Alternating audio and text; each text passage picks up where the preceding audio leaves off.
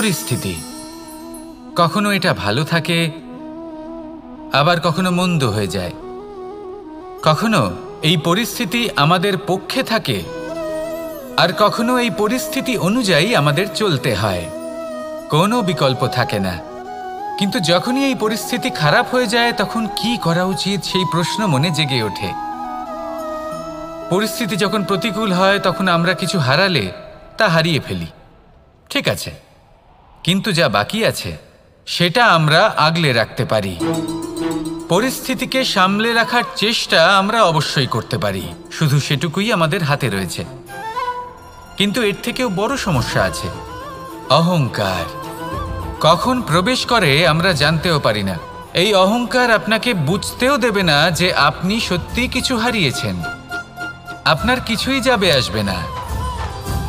দেখতে গেলে আকাশের সূর্য নিজের প্রকাশ হারিয়ে ফেলে যখন অন্ধকার ঘনিয়ে আসে। তাহলে আমরা কে হই?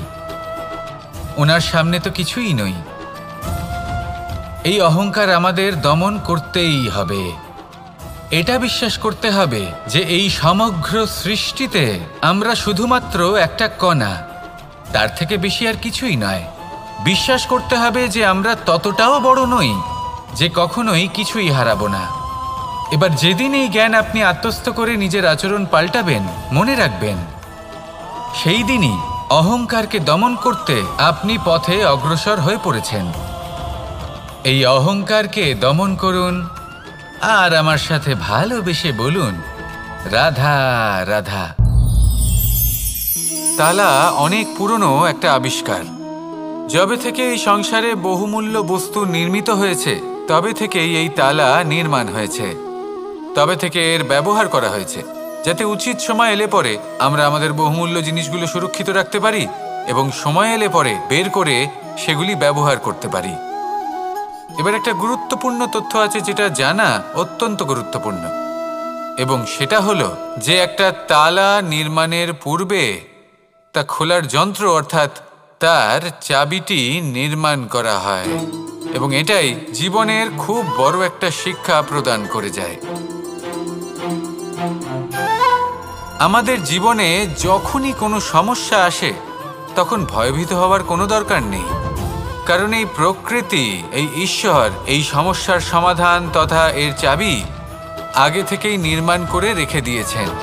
শুধু দরকার হলো সেই সমস্যার ঊর্ধ্বে উঠে সেই সমাধান খুঁজে বের করা।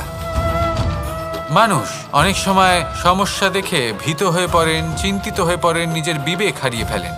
আপনার শুধু এই মনকে শান্ত করা প্রয়োজন। এই শান্ত মনের সাথে এই সমস্যার নিবারণ খুঁজে নিতে হবে। তাই সমস্যা যতই তীব্র হোক না কেন ভয় পাওয়ার কোনো প্রয়োজন নেই। পরম শান্ত মনে সমাধান খুঁজে বের করুন। আসুন আমার সাথে ভালোবেসে বলুন, রাধা রাধা। মানুষ বড়ই বিচিত্র প্রাণী। অধিক থেকে অধিকতর ধন লাভ করার চেষ্টায় নিজের শরীরকে নষ্ট করে ফেলেন, নিজের শক্তি হারিয়ে ফেলেন, নিজের সামর্থ্য হারিয়ে ফেলেন।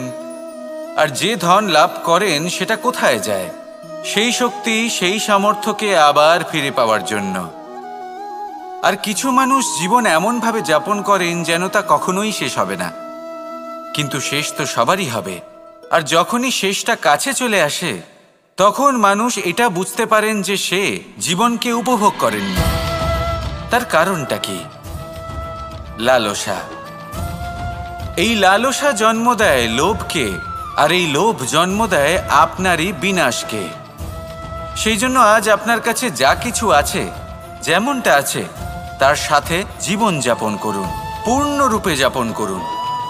আপনার কাছে যতই ধন, শক্তি, মান থাকুক তা সবার মধ্যে ভাগ করতে শিখুন।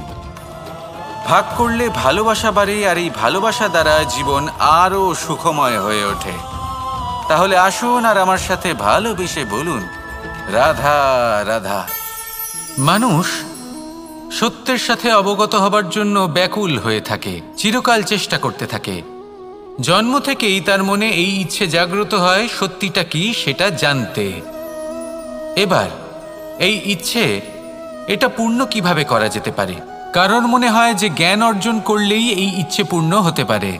তাই কেউ কেউ জ্ঞানের পেছনে ছুটতে থাকেন। কেউ এটা ভাবেন যে এই ইচ্ছে পূর্ণ করা যেতে পারে ধন আর শক্তির দ্বারা, তাই তারা ধন আর শক্তি প্রাপ্ত করতে চান। কেউ আবার ভাবেন যে অন্তরের মন্থন দ্বারা এটা সম্ভব হতে পারে। এবার এটাও সত্যি যে মন্থন করলে অমৃত লাভও সম্ভব হতে পারে, কিন্তু তার জন্য এই মন্থন করার জন্য একটা উচিত দিকে অগ্রসর হওয়া প্রয়োজনীয়। উচিত সংযমের দ্বারা সামনে এগোতে হবে, আর কোনো আশা না করে সামনে এগিয়ে যেতে হবে, তবেই এটা সম্ভব হতে পারে। একটা বাদ্যযন্ত্রের কথা ভেবে দেখা যাক। তার থেকে সুর তখনই নির্গত হয় যখন তার তারগুলি ঠিক করে বাঁধা হয়। যদি বেশি বেঁধে ফেলা হয় তাহলে তার ছিঁড়ে যেতে পারে, আর যদি ঢিলে থেকে যায় তাহলে তার থেকে উচিত সুর নির্গত হবে না। একটা অত্যন্ত গুরুত্বপূর্ণ কথা মনে রাখবেন, সত্যকে লাভ করার প্রাথমিক আধার হল অনুশাসন। জীবনে এই অনুশাসন আনুন, সত্য আপনা আপনি আপনার কাছে চলে আসবে, আর এই মন প্রসন্ন হয়ে বলবে রাধা রাধা। জীবনে যখনই কোনো কঠিন কাজ আমাদের সামনে আসে তখন আমরা কারোর না কারোর থেকে সাহায্য চাই, যেটা উচিত। কিন্তু যদি যে কোনো ছোটোখাটো বিষয়ে আমরা সাহায্য চাইতে শুরু করি তাহলে কি হবে? তাহলে আমরা নিজেদের সামর্থ্য, নিজেদের যোগ্যতাকে কখনো বাড়তেই দেব না, না আমাদের শক্তি কখনো বাড়বে, কারণ এটা আমাদের অভ্যেস হয়ে যাবে। যাই ঘটুক আমরা কারোর থেকে সাহায্য চাইতে চলে যাব, এটাই আমাদের স্বভাব হয়ে যাবে। সেই জন্য আমাদের যেটা করা উচিত সেটা হলো যতক্ষণ না আর কোনো উপায় থাকছে ততক্ষণ আপনি কারোর থেকে সাহায্য চাইতে যাবেন না। চেষ্টা করুন, যা সংকট থাকুক, সমস্যা থাকুক, পরিস্থিতি যতই কঠিন হোক, নিজে সমাধান করতে চেষ্টা করুন। যতটা পারবেন আত্মনির্ভর হওয়ার চেষ্টা করুন। যদি এটা করতে পারেন তাহলে আপনি অনেক কিছু শিখবেন। দিন প্রতিদিন আপনার জীবন আরও বেশি উজ্জ্বল হয়ে উঠবে, ব্যক্তিত্বের বিকাশ ঘটবে, আপনার শক্তি বৃদ্ধি পাবে, যোগ্যতা বৃদ্ধি পাবে, আত্মবিশ্বাস জেগে উঠবে, আর আত্মনির্ভর হয়ে মন বলবে রাধা রাধা। আমাদের জীবন হলো একটা উপবনের মতো, যেখানে কাঁটাও আছে আবার ফুলও আছে। আর যদি আপনি ফুল লাভ করতে চান তাহলে কাঁটার সংস্পর্শে তো আপনাকে আসতেই হবে। এটাই জীবনের সত্য। আমাদের জীবনে, আমাদের পরিবারে, আমাদের সমাজে দেখবেন ভিন্ন ভিন্ন ধরনের মানুষ আছে। কেউ আছেন দুর্জন, কেউ সজ্জন, কেউ শত্রু হন তো কেউ মিত্র।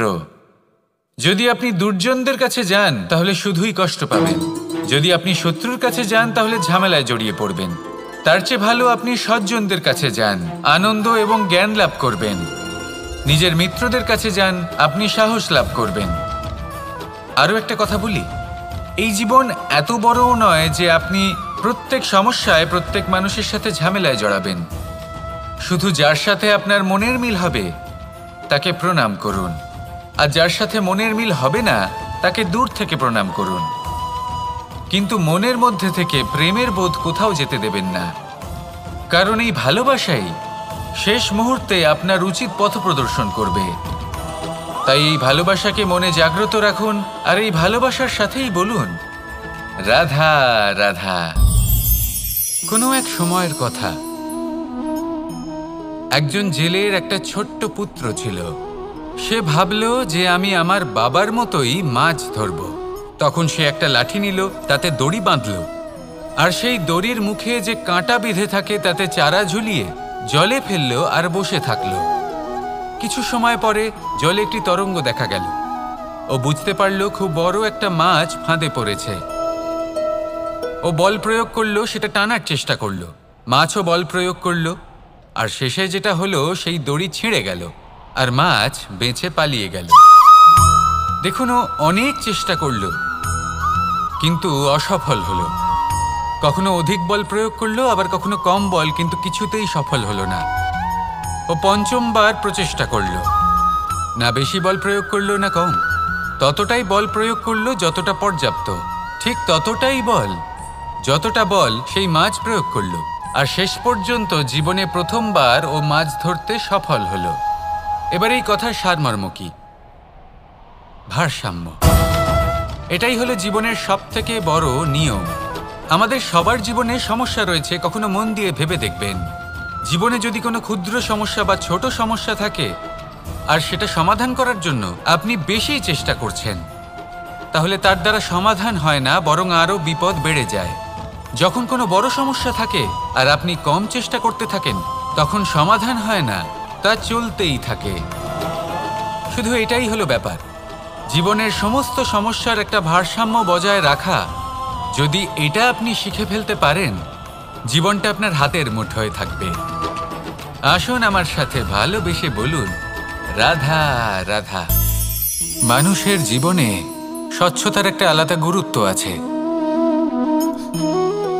যদি আপনি নিজেকে স্বচ্ছ রাখেন, তাহলে আপনার নিজেরও ভালো লাগবে, সামনের ব্যক্তিরও ভালো লাগবে, একটা অন্যরকম প্রভাব পড়বে। কিন্তু একজন শ্রেষ্ঠ ব্যক্তি কিভাবে হয়ে ওঠা সম্ভব?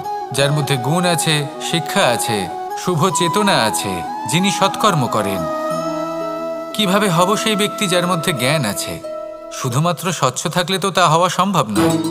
প্রথমে আপনাকে বুঝতে হবে যে মানুষের মধ্যে 4টি মূল তত্ত্ব আছে। প্রথম হলো তার শরীর, যার দ্বারা উনি যে কোনো কর্ম করে থাকেন। দ্বিতীয় তত্ত্ব হলো তার মন, যার দ্বারা কোনো কর্ম করার জন্য সে নিজেকে প্রেরণা দিতে থাকে। তৃতীয় তত্ত্ব হলো বুদ্ধি, যে কর্ম আমরা করতে চাই, যে লক্ষ্যে আমরা পৌঁছতে চাই, সেটা আমরা কিভাবে কোন পথে করব, সেটা স্থির করা যায় বুদ্ধি দিয়ে। আর চতুর্থ তত্ত্ব হলো আত্মা। আত্মা হলো এমন এক তত্ত্ব যার কোনো সমাপ্তি নেই। আত্মা হলো অজয়। কিন্তু এরও শুদ্ধিকরণের প্রয়োজন হয়। এই 4টি তত্ত্বের শুদ্ধিকরণ করতে থাকুন, এদের নির্মল রাখুন, শুদ্ধ রাখুন। এবং এটা কিভাবে হবে? শুভ চেতনা দ্বারা, জ্ঞানের দ্বারা, এবং সবথেকে বেশি গুরুত্বপূর্ণ প্রেমের দ্বারা। আসুন আমার সাথে ভালোবেসে বলুন, রাধা রাধা।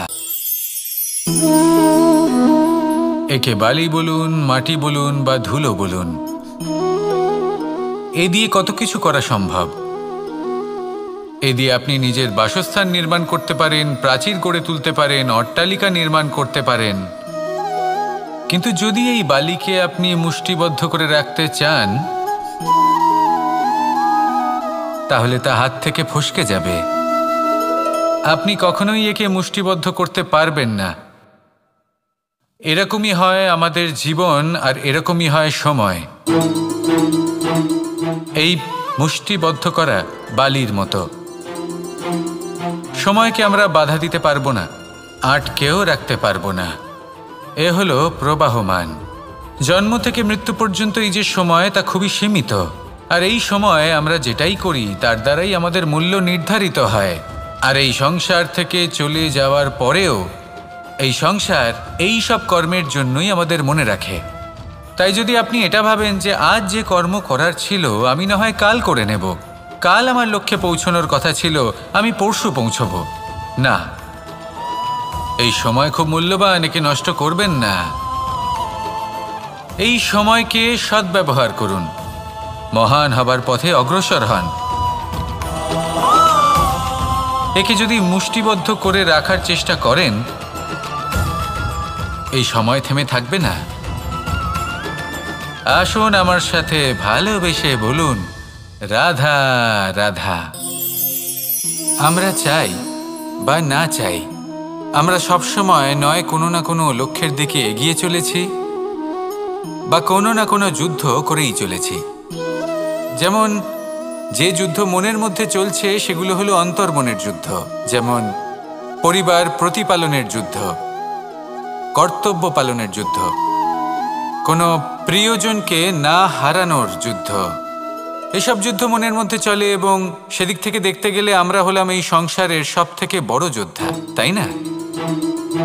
কিন্তু এই সব যুদ্ধে যদি আপনি জয়ী হতে চান, তাহলে 3টি বিষয় আপনাকে মাথায় রাখতে হবে। প্রথম হলো সেই ব্যক্তি যিনি এই যুদ্ধে পরাজিত হয়েছেন তাকে নিজের থেকে দূরে করে দেবেন না, বরং আপনি তার কাছে যান, তার সাথে কথা বলুন, কথাবার্তা চালান, আলোচনা করুন, তার থেকে পরামর্শ নিন এবং বুঝতে চেষ্টা করুন উনি কি ভুল করেছিলেন এবং সেই ভুল নিজের জীবনে করবেন না। দ্বিতীয়, সেই ব্যক্তি যিনি এই যুদ্ধে জয়লাভ করেছেন তার অভিজ্ঞতা থেকে শিখুন। তিনি কি কি পদক্ষেপ নিয়েছেন, কিভাবে তিনি প্রারব্ধের গতিপথ বদলে দিয়েছেন, কোথায় বুদ্ধি প্রয়োগ করেছেন আর কোথায় বল প্রয়োগ করেছেন, এই সব কিছু তার থেকে শিখুন। এবং তৃতীয়, আপনার নিজের বিবেক, তার কোনটা উচিত বোধ হচ্ছে কোনটা অনুচিত বোধ হচ্ছে সেটা বুঝে নিন। যদি এই তিনটি বিষয় আপনি বুঝতে পারেন তাহলে ধরে নিন যে আপনি সাফল্যের পথে অগ্রসর হয়ে চলেছেন। আসুন আমার সাথে ভালোবেসে বলুন, রাধা রাধা। কনক, কি সুন্দর একটা শব্দ। এর অনেকগুলো রূপ রয়েছে, অনেকগুলো অর্থও রয়েছে। প্রথম অর্থ হলো স্বর্ণ, অর্থাৎ সম্পত্তি। দ্বিতীয় অর্থ ধুতুরা, অর্থাৎ গাছের ছোট একটা বীজ যা কিনা অত্যন্ত শক্তিশালী হয়।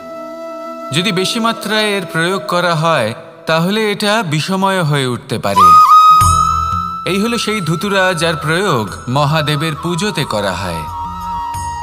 এবার প্রশ্ন হলো এটাই যে এই স্বর্ণ এবং এই ধুতুরার মধ্যে মিল কি রয়েছে। মিল হলো এটাই যে এই দুটোই মানুষকে মত্ত করে তোলে। ধুতুরা মানুষকে তখন মত্ত করে যখন তাকে সেবন করা হয়, কিন্তু স্বর্ণ, ধন, সম্পত্তি, মানুষ এটা যতটাই অর্জন করে নেয় সেটাই যথেষ্ট। এই স্বর্ণ মানুষের ভাবনা চিন্তা করার ক্ষমতাকে বশ করে ফেলে। মানুষ সম্পত্তির লোভে মত্ত হয়ে ওঠে, কারণ যে যত চমৎকারী, যতটা অমূল্য হয় তাকে সামলানো কিন্তু ততটাই কঠিন, তাই না? তাই মনে রাখবেন, ধন, স্বর্ণ, সম্পত্তি এগুলো ধুতুরার থেকেও অনেক বেশি বিষাক্ত হতে পারে। তাই এর ওপর আত্মসংযমের একটা কবচ পরিয়ে রাখবেন এবং বিবেকের শক্তির সাথে এগুলো প্রয়োগ করুন, তবেই কল্যাণ হবে। আসুন আমার সাথে ভালোবেসে বলুন, রাধা রাধা। বাহ, পুষ্পের সুবাস আমার খুব ভালো লাগে। অত্যন্ত সুন্দর হয় এই পুষ্প। এইভাবে চারিদিকে পুষ্প দেখে মন আনন্দিত হয়ে ওঠে। এবার আপনারা ভেবে দেখুন, আমার চারিদিকে পুষ্প নয়, আগুন আছে। তাহলে কি হবে? আমার শরীর কি জ্বলে যাবে না? অবশ্যই জ্বলবে। শরীরকে কি আগুনের তাপ সহ্য করতে হবে না? অবশ্যই সহ্য করতে হবে। এটাই হলো প্রকৃতির নিয়ম। এই নিয়ম কিন্তু আমরা সবাই জানি, কিন্তু আমাদের মধ্যে বেশিরভাগ মানুষ এই বিভ্রান্তি নিয়ে বাঁচি যে এই যে প্রকৃতির নিয়ম তা আমার ওপর প্রযোজ্য নয়। তা কিন্তু নয়। আমাদের চতুর্দিকে এই যে নিসর্গ রয়েছে, আমরা তার কতটা ক্ষতি করি সেটা একবার ভেবে দেখুন। আমরা বনাঞ্চল জ্বালিয়ে দিই, বায়ু দূষিত করি, জল দূষিত করি, প্রাণীদের হত্যা আমরা করি। কেন? এই নিসর্গ আমরা নষ্ট করি, যদিও আমরা জানি যে আমরাও হলাম এই নিসর্গেরই অংশ। এবার দেখুন, শরীরের কোনো অংশে যদি আগুন ধরান, আস্তে আস্তে সমস্ত শরীরও জ্বলে যাবে। সেইভাবেই নিসর্গ যদি নষ্ট হয়ে যায় তাহলে মনুষ্য জাতিও নষ্ট হয়ে যাবে। তাই এই যে নিসর্গ আপনি দেখছেন, এই পুষ্প, এই বৃক্ষ, বায়ু, জল, এদের সকলকে রক্ষা করুন, নষ্ট নয়। মনে রাখবেন, যদি নিসর্গ থাকে মানুষ থাকবে, যদি নিসর্গ থাকে তাহলেই জীবন থাকবে। আসুন আমার সাথে ভালোবেসে বলুন, রাধা রাধা।